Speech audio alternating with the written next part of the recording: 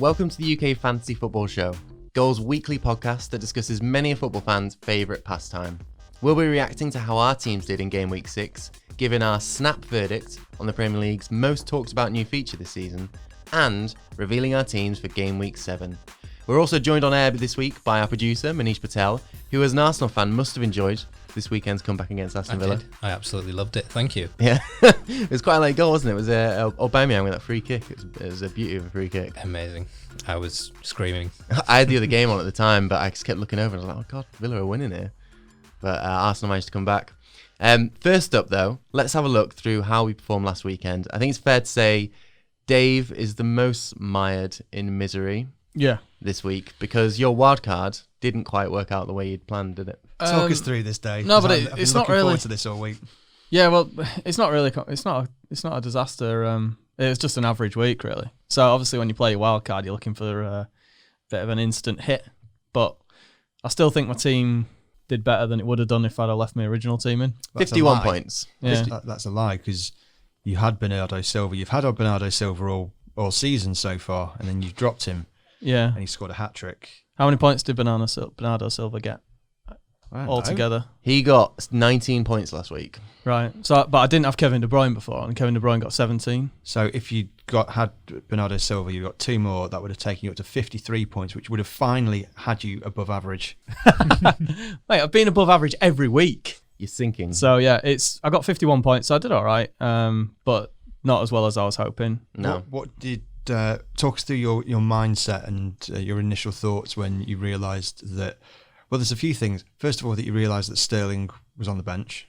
I'm sure there's been a lot of upset people about that one. Yeah. Then that you realised Jordan Ayew was your vice captain.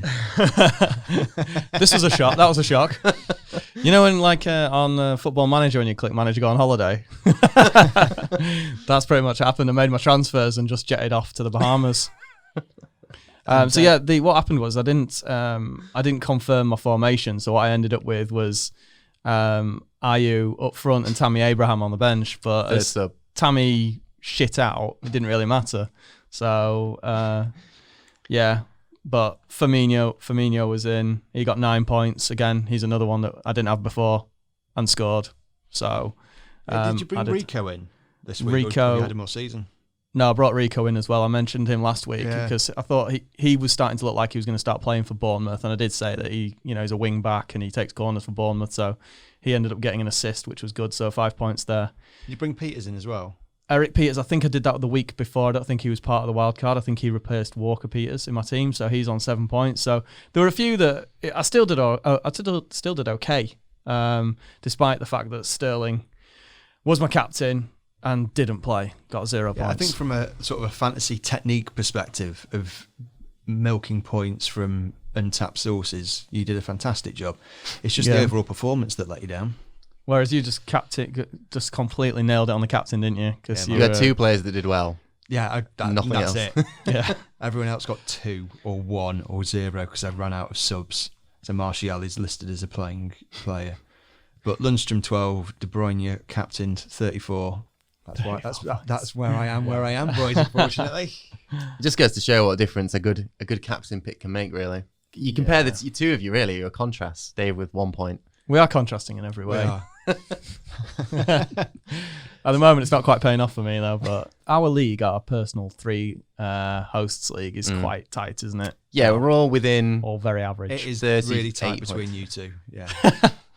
Yeah, Dave's got a 7 point lead on me now, 316 points versus 309 points. Sam is on 342 points. So he's stretching his lead a little bit after 60 points this week. My 65 made me the top scorer, but you take into account my -4 points because I did 2 subs. Still makes me the top scorer, but only just 61. My 2 subs didn't really work out either, really. The Buendia and Haller. But there's got some good fixtures coming up, so I'm hopeful. I'm not sold on Haller. I know everyone sort of all of a sudden thinks he's, I don't know, the new Ibrahimovic. He's not.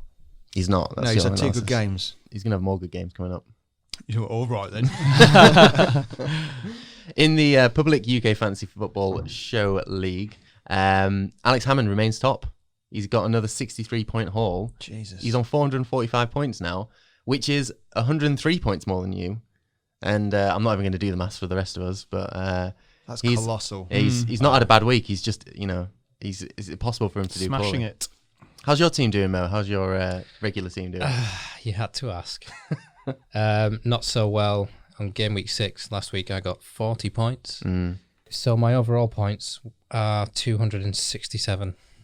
Yeah, that's Shameful. you'd be bottom of us four if we were in the league. Always. Oh yeah, I knew, but I wasn't expecting to be on the show, which is why I We wasn't dragged trying. you in. Are you suggesting we had no one else to put on the show? You've always been on the invitational list, mate. And he's obviously You knew this was coming. He's obviously sat there taking every show in and gone, they're talking absolute bollocks here, and has not taken any of our advice into That's why account. I usually sit there playing on my phone the whole time. Talking cobblers again. Well, I actually think I have a good team. You do, I'm it's just sticking with them. Okay, it's got So potential. we'll see. Yeah. Who have you got there? So I'm just looking at you got Norwich. Have you got Cantwell? I have Yeah. Cantwell. Dave Tip. See who we didn't quite expect Norwich to fold against Burnley, did we? Yeah. But if you watched, well, what? Yeah. You did. I mean, after they beat Man City, we were hoping that they might actually just.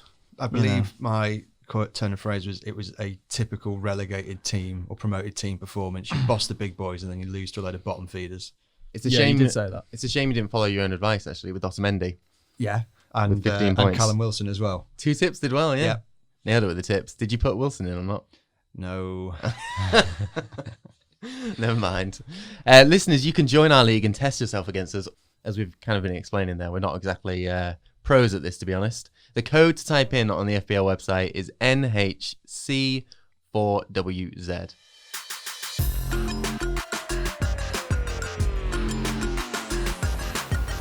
Let's move on then. So each week from now on, we're going to do a little bit of a section in the middle of this podcast, which is going to be talking about a hot topic for FBL managers. And this week, we're going to be talking about the Pandora's box that is VAR or VAR. How do we pronounce that? Do you have a set way of doing I'm it? happy with VAR. VAR? Yeah. Dave? Yeah, VAR. Manish? I don't want to be different, so yeah, I'll Well, say VAR. I was going to say VAR. So VAR just rolls off the tongue a lot. Hey, let's just mix nicely, it up, guys. doesn't it? You know, we're a fluid bunch of guys. As long as we maintain eye contact. I mean, this isn't the issue, though, is it? You know, this isn't the issue. Well, we how can't it's even agree on how pronounced. to call it. So how are we Exactly, going to yeah. agree on? Yeah, we can't even agree on the initial question. But what are your guys' snap verdicts on VAR after 6 Premier League game weeks? Well, if you've listened to any of the other shows, you'll know that Sam loves it. If you listen to me in life, I think VAR is a fundamentally great idea. Is it perfect? No, nothing's perfect. You know, the original iPhone wasn't perfect when it first came out, but you iterate and you get better and you get an understanding of it. Goal line technology was the first introduction of technology, really, and that's good. Yeah. And VAR is the next stage of that, and people have just got to acclimatise and get used to it. I think it's not too dissimilar to the advent of cars, in that if you just ask people what they wanted, there's a legitimate thought behind this. If you just asked people what they wanted, they would have said faster horses. But then Henry Ford's come along and went, hang on guys, I've got an idea. It's going to make life better. Just takes a little bit of getting used to. Boom, cars. We all agreed that cars are better than horses for getting around. Yes. Brilliant. Yeah. Therefore, All that straw man horsepower. argument is that VAR will be great. I think it needs a little bit of tweaking, and arguably, yeah, I've got an idea on how it should be tweaked. Go on. Spring it on Right, us. it's all based on Hawkeye technology, which obviously made its name in cricket. When there's an LBW decision and it's close, I can't remember the exact connotations because I watch very little cricket, but it's reliant on the umpire's call. Umpire's verdicts. Yeah, so it's reliant on the umpire's call. So if the umpire said it was out, but Hawkeye says it was actually going to hit, but it's umpire's call, it remains out. So for these exceptionally tight decisions, such as the one at the weekend, and I think it was Sterling as well. Was it first game of the season? Second, Sterling at some stage in the not too distant past, where we're talking centimetres, you go with the initial decision.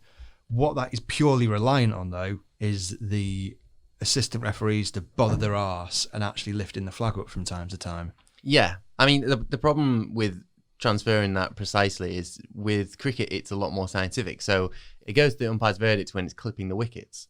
and it's got to be like 50% of the ball less clipping the wickets, or it's out or it's not out. It's hardest to do that with football because let's say you're taking a foul, for instance. Where do you draw that line of where it becomes umpire's verdict? It's still going to be subjective of a handball, if it's a close range handball, or what is the exact width. And the more you add into that, like trying to figure that exact amount out, the longer these decisions are going to take. Yeah, and at what point do you stop the game? Cricket, the stops after every ball. It's easy to have technology in cricket because it's one of those games that does stop and start between each ball that's bowled. It lasts all day. People are there. Yeah, exactly. They're happy just to sit there and get shedded. Yeah. Have the idea there's some sporting spectacle in front of them. I don't think there's a problem with VAR apart from with offsides because, well, do you know what? Even then, there's not really. If they're offside, they're offside. Well, the fact it's 5 centimetres, tough shit. Yeah, it works both ways. No, the problem Just is that fucking it deal doesn't with need to be. It doesn't need to be this. Like it should just be judged by humans. It's a game played by humans. Should just be judged by humans. You're just saying referees and lines and assistant referees, you decide whether it's onside or not. We're assuming that those guys are not biased. They're not trying to make a mistake on purpose. And if they make a mistake, then that's part of the game. Because if you're comparing VAR and technology in football to an iPhone and to a car, football's not a product. It's not a product. Of course it's a product. It's entertainment. It's an entertainment product. It's an that's sold art around the world. form. It's an art form. It's meant to be enjoyed. VAR is just sucking the enjoyment out of it. So's the Avengers. No, mate. No. Can you imagine if it was a Champions League final, goal in the 90th minute, and there was a centimetre between it being onside and offside, and it was the wrong call because there was no VAR. But that's at the actual match. At the actual match, everyone just goes with it because if it was a centimetre, no one would know. No one would know. So everyone would be like, "Oh, that looked close." So therefore, we benefit the 35,000 or 10,000 or 7,000 people who are there live watching it in the stadium over the potential millions watching it worldwide. Unless you support that club, who's bothered? Like either way or another, that's where you say the decision is made. Are we following every rule in football to the absolute dot of the I that's what it should and be. cross of the T? Why not? Well, that's the difference. That's why VAR divides opinion because there's some people that live life and they're just a bit like they want to enjoy things and not live to the rule book, and you can squeeze little things here and there. Guidelines like rules, laws are in place, right? Set down by the police, right? Okay. These are not laws that are like, okay, you've committed a criminal act here. This is a game of football. We're trying to enjoy it. We don't want it stopping every 5 minutes. You know what? We don't want it stopping after every decision. Are you enjoying VAR so far? Right, I tell you what. Tell me. What you're proposing is essentially no rules version of FIFA. No, there's rules. Which is shit. Dave's like one of those people that complains about health and safety laws. Like, they're ruining all our fun. No, I'm not because that's a serious thing, right? But this is a game where we're trying to enjoy the game, okay? At the moment, the game's getting stopped every 10 minutes. People can't celebrate a goal. No, it's not. Of course they can celebrate look at the Leicester game. The Leicester Spurs thought they'd scored, and then they hadn't. They were off celebrating. It'll get to the stage where they're just like, oh, I better not. There's no point celebrating. You look like a mug. You look like a mug. Tons of people have said that, it ruins people celebrating. It doesn't, because everyone gets limbs everywhere. And then, if anything, it's better because you get the chance to celebrate twice. You go, yeah, it's gone, yeah, dead good. Oh, VAR, go! It's amazing. No, it's not, because the second celebration's always a bit like, oh, yeah. Oh, your bonus celebration's a little bit worse than the first one, so you're spoiled. Nah, it's rubbish. I don't think it's that people rubbish. People aren't going to stop celebrating. Like, you look at cricket where every single out decision could be reviewed. No, they're not going to stop celebrating. It takes the edge off the celebration because you know that it's like, of course it does. And it just shows you go to no live football. You never watch a live football match. Headingley AFC versus... So you don't know what it's like. It's like at the moment, especially in the stadium as well. You can't hear what the referees are saying. Well, that's another thing. That is which the main issue. Yeah, you've no idea what's going on. Next, all the referees are like pointing to the rear, like, "Oh, by the way, everyone, I'm getting something here." Maybe that's something that should be brought in then, like you see in rugby. Yeah, actually hear the referees. They need to put that in, but they also need to put, for all the Premier League teams, they need to put big screens in all the different grounds, because you look at all the other examples that are successful, like cricket, like tennis. The crowd can see what is happening. It's not just the people at home that are able to see this. Everybody is able to see it, and I think that's important for keeping fans on board. Otherwise, people will just boo it the whole time, and it's not going to be a success at the end of the day. Yeah, like it is. While it can be frustrating to watch, especially if you're at the ground, ultimately it's still making the right decisions. And I would argue fans in the long run will probably be happier that they're not being screwed over. Like, you think of all the times that people like will cry injustice over the years. That's going to happen a lot less now. And when it does happen, it'll be margins. What you've got to bear in mind as well is that football is there not just for the people that have gone to the stadium. So, the latest Man United results, they were touting that they had like 1.1 billion fans, which I'm a little bit sceptical of, because that's half the entire user base of Facebook. So therefore, just because 75,000 people in Manchester on a Saturday afternoon don't get to hear what the ref's saying, does that mean it's bad? But so we completely disregard the other 1.1 billion minus 75,000? No. What was wrong? What was wrong with football before? Were the decisions that were wrong? A lot of managers come out and say over the course of the game the decisions level themselves out. Like, what was wrong with football before? Goal line technology is great because it's instant, right?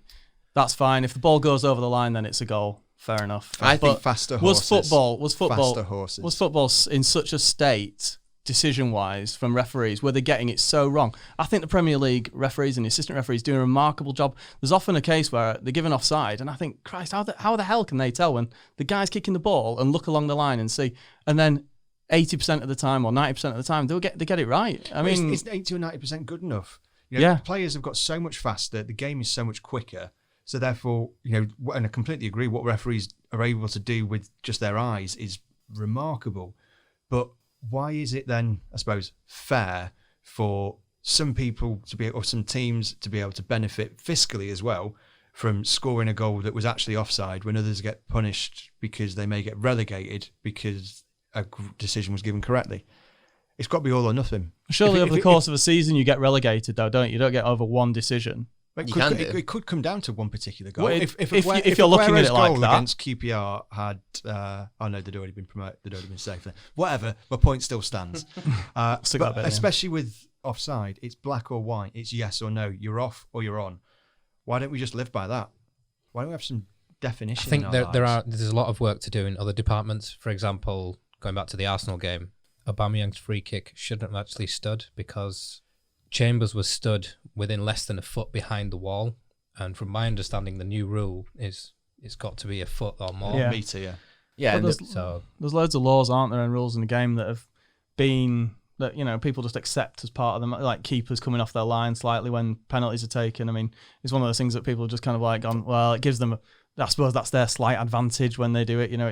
It's just the rules being bent slightly, maybe as players work out different ways around it. I'm sure that the same will start to do with technology as well. I mean, maybe technology will get better and, all the players will wear like some kind of GPS tracking and you'll be able to tell offsides instantly, for instance, I mean, that's not totally ridiculous, is it? I mean, if it Not was the Premier it's League, just no. I think a lot of it, the frustration for me is just the fact that the game stops. I mean, to be honest, in the Premier League, they don't do this at the moment, but I hate it where the referees then go up and like watch it again on screen and then trog back over. I mean, it's so dull. It's so dull. I just want fluidity to the game. That's the game I enjoy watching. That's for me. That's it. I understand. I don't have anything against VAR. I think decisions should be right, but it's just the fact that it's just everything's getting a bit like overthought. I think in arts and enjoyment that can be overthought. But you do it just makes it more dramatic. Football's a TV show. Football's a TV show these days, whether you like it or not. Well, I've often thought there's always loads of stoppages in a game anyway. The amount of time that people waste with free kicks when they're about 25 yards out, you get like 2 minutes wiped off, and people just like lying up the wall, talking about the tactics of where they're going to shoot, or corners sometimes can take a while. People, wrestling around in the box, referee trying to separate them. You always get these instances. So we don't want this. I noticed this as well last season. There's like so much time wasting going on. Game management by the teams, it's clever. The players play for it. They know it's part of the match. They know how much time they can wind down if they're in a lead, for instance. And then VAR's obviously adding to that as well. It's just kind of slowing it all down. My original point still stands. Was the game in such a state where we thought we desperately need to change this because there's a problem here? Not in my opinion, because I thought I quite enjoyed football as it was without VAR. I think that a lot of major poor decisions happened over the years that made people reassess. Obviously, there's a classic example of England against Germany in the 2010 World Cup, when Lampard's goal didn't count. And that, although that was goal line technology, which I think everyone in here probably agrees that's worked. Yeah. No issue with that. It's instantaneous. It eradicates those sort of issues. I do think that over the years, there have been instances in high-profile games where it's been so contentious that people argue for ages afterwards. I mean, there was the Chelsea against Barcelona match in 2009. Was it the semi-final? Yeah. Where the referee got death threats after the match because fans perceived him to have got so many decisions wrong. Well, in that instance, you put VAR in there, and actually you're protecting the referee in a bit of a way. Yeah. Because he isn't going to, he felt his life was at risk after that match. Well, you're not going to get that with VAR. Yeah, if VAR is there to protect, then that's a good thing. Yeah. I think we've always got to be realistic with it. You're not going to get it at lower levels of football because it's obviously impossible. And I think... So what's your problem with it then, Dave? Huddersfield, do they have VAR in the Championship? No, I'm talking about it in the Premier League. Your sole problem, it would appear, it affected your enjoyment of live games, but it hasn't. So yes. Not yet, but I don't even like it on the broadcasts either. When I watch matches, I it like doesn't it. it doesn't do anything for me. I mean, what point do you okay? So if you take the rules and the referees as part of the game, and you replace them with technology, then at what point do the players get replaced with technology? He's missed a chance. Well, if that was a robot, then Ronaldo. it'd have scored, and it's just if like we'd upgraded to the N6 4000. who's your striker. favorite? Who's your favorite Man United player The N6 of 4000 all time? Of all time. Oh, I don't know. I love them all equally. What, recreate like Eric Cantona as a Yeah. Robo Cantona? Is it Eric Cantona? Oh, probably Cantona, Wes Brown, or Roy Keane. Can you imagine Cantona is an artist, right? An absolute artist. If you say I'm gonna track Eric Cantona's performance in training, sprints, how much he puts in, athletic ability, all that, and then decide whether he's picked in the game every week, would he get in that team? Probably not. Of course he would. Is it the fact that he's a creative artist is Why never wouldn't going to he be get in the something that's team? going to be monitored by technology? Is it? Football cannot be monitored by technology. Something that is an art should not be Do you know what they gone. monitor? Okay, here you go. Here Eric, you go. can you pass the ball over there better than anyone else? Let's put the stats. Yes, you've got a high completion rate. Can you kick it in between these big white sticks better than anyone else in the current team? Yes, you can. Brilliant. You're in the squad, mate. Here's your shirt, number 7. Wear it. Have you guys felt any cruel injustices with in FPL for VAR so far this season?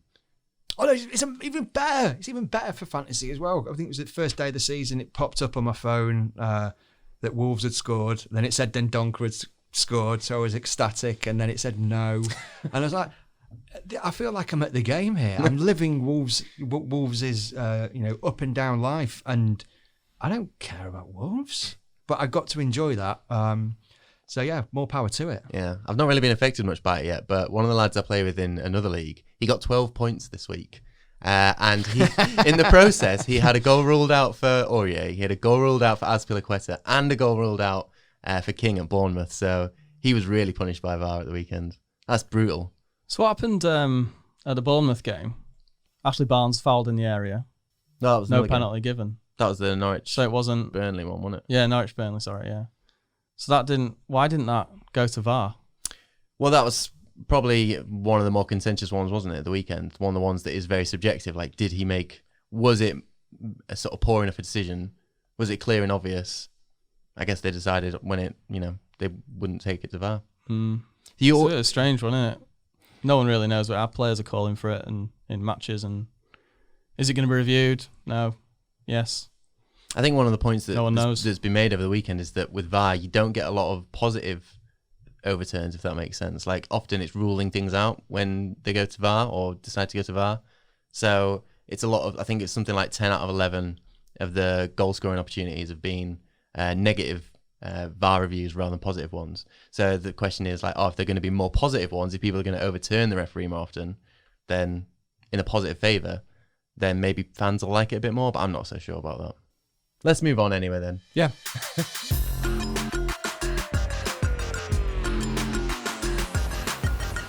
So before we run through mine, Dave and Sam's changes, Manish will be revealing his 1 week wonder team. He has to pick a team to get as many points as possible from this one game week.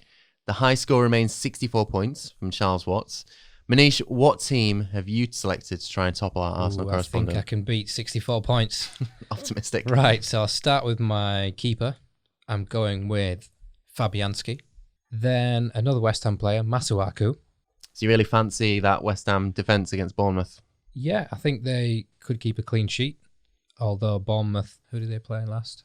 They beat Southampton. They beat Southampton, yeah. But West Ham did keep clean sheet against Man United. They so did. Yeah, not so but bad. it's Man United. No, yeah, that's true. Then I've got Johnny Evans, Peters. Then midfield, this is where the money is. Got Salah, who's captain. Mason Mount, Cantwell, Sterling, sticking with him. Mm. And up front, I've got Pookie, your banging man, Pierre-Emerick Aubameyang, and Abraham. It's a good forward three, that. And who's your captain?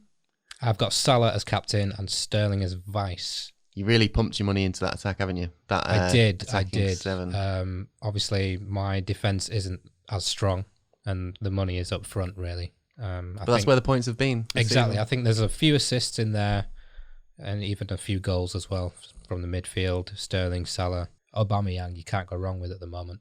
Yeah, Liverpool have Sheffield United away. You'd think they could get some goals there. Yeah. And then on the bench, I have Button, Jagielka, Dunk, and Iwobi. Obviously, he's on the bench because they play Man City. Yeah, it's going to be tricky, especially out of form. Not Yeah. a team you want to play out of form, really, No. are they? Are you confident in that team then? I am confident that I'd get more than 64 points. 64 points, yeah, that's the high score. I think the low score is something like 30. I can see you beating that. I mean, that was think, pathetic. most of them points will come from Salah and Sterling. Yeah. And I think Aubameyang and Abraham will get me a few as well. Nice. We'll see this time next week if it's worked out for you.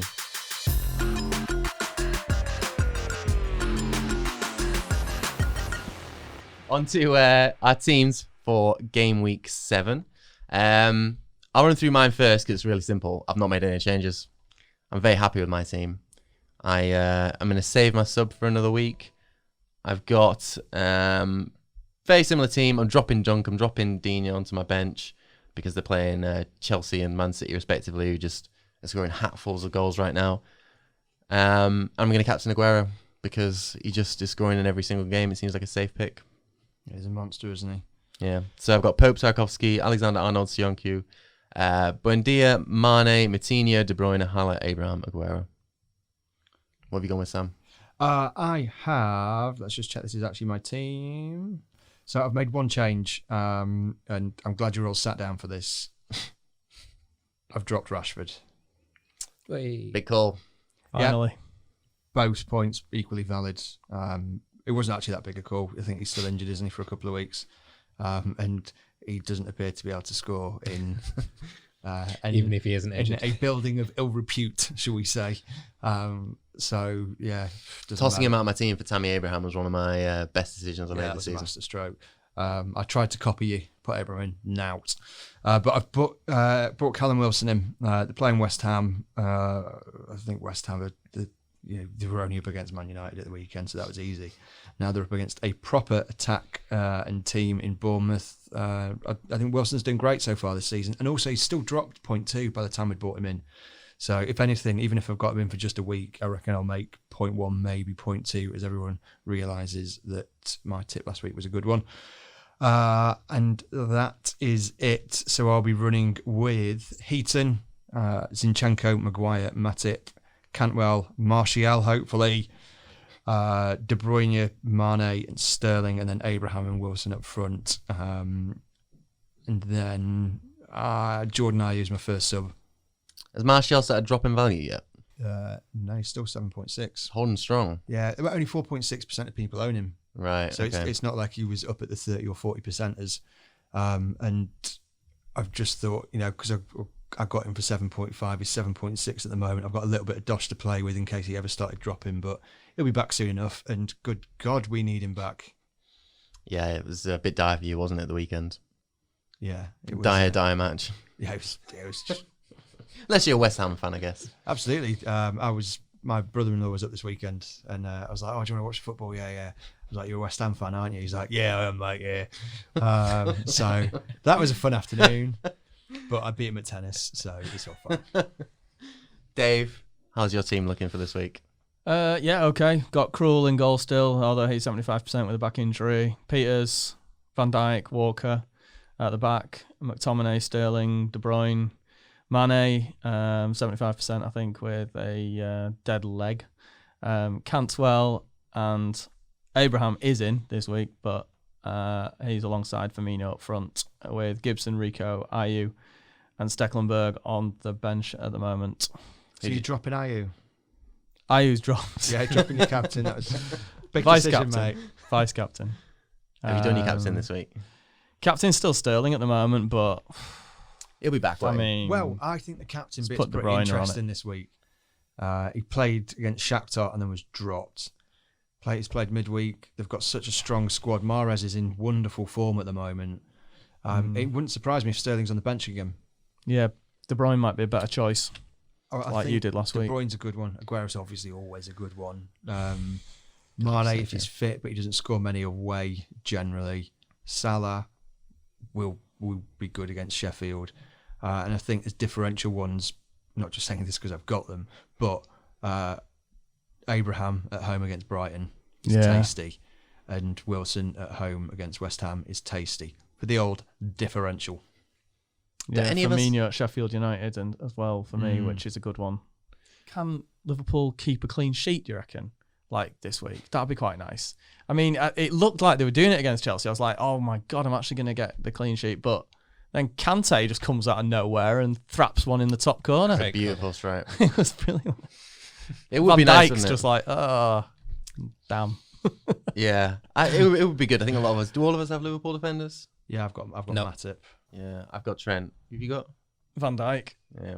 So I think we'd all benefit from a bit of that against. I think they've got the early kickoff against Sheffield United, who did pretty well on the counter against Everton at the weekend Yeah. against their Merseyside. Everton are in trouble, aren't they? Yeah, I mean, Everton's defence I think is a bit ropey. They don't appear to be conceding that many shots, but when they do, they just can't deal with them.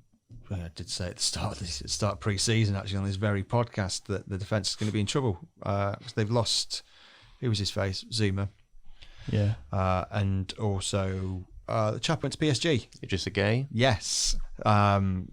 So that's massive holes, and I worry for them. And they're not scoring. Mosi Keane's done I little know, to they aren't nothing. outscoring at all. No Everton players on my team, and I think I had 2 before. I saw some analysis of their attack over the weekend, and it's very static, which for a team full of pace is it strikes me as a bit of a demotivated side when you see that sort of thing happen. There's not a lot of movement, not a lot of runs being made, so they're not being able to penetrate the defences at the moment. And that's what Gylfi. That's what we all thought Gylfi Sigurdsson needed. Yeah. But I think his name should be beeped out from all future podcasts. Such a disappointment. Do any of us have any Spurs players? I'm looking at my team. I don't. Do you guys? No, I No. want to win this. No. Kane got axed in mine. Is it? Did I have Ericsson in there? I know Ericsson was one of those earlier on in the season. Everyone was a bit unsure as to whether he'd be hanging about, and he was off the bench, wasn't he?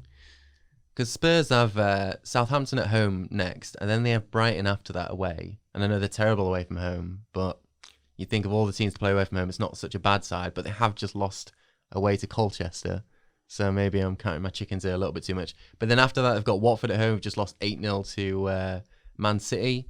After that it's Liverpool. But a good few games in there makes me think might be worth it. But they are in a bit of a state of disarray, aren't they? Yeah, they shouldn't be, because they've got a really, really, really good squad. So I don't know why they're performing just as they are. I did think they were that bad against Leicester. No, they were. They were a bit unlucky not to come away with at least a draw. And I really enjoyed Kane's goal. It was Class, that one. amazing. That was like one of yours, actually. If I was, I just stumbled Limbs and everywhere. just like smacking it in on the floor. Really enjoyed that one. And yeah, they were unlucky not to get the second goal when Aurier was ruled out. So I think they were a bit unlucky there. But they do need to sort their away form out, because otherwise that top 4 is not going to happen. And you would have thought it'd be one of the easier seasons for it, with Man United all over the place, Chelsea. Yeah. So I think the fact that Pochettino's made them part of the top 6 conversation is good, almost good enough in itself for him to be given as much time as possible to try and sort of right the ship. Yeah. Let's wrap this up then. Dave, Sam, Manish, thanks very much for joining me today. Listeners, you can get in touch by tweeting your fantasy football thoughts with the hashtag UKFFS. Don't forget to subscribe on Apple, follow on Spotify, or however you listen to podcasts on your favourite platform. Leave a review if you liked it, and if you didn't, what are you still doing here? Check out Goal for your daily dose of football news from the Premier League and around the world. Thanks for listening.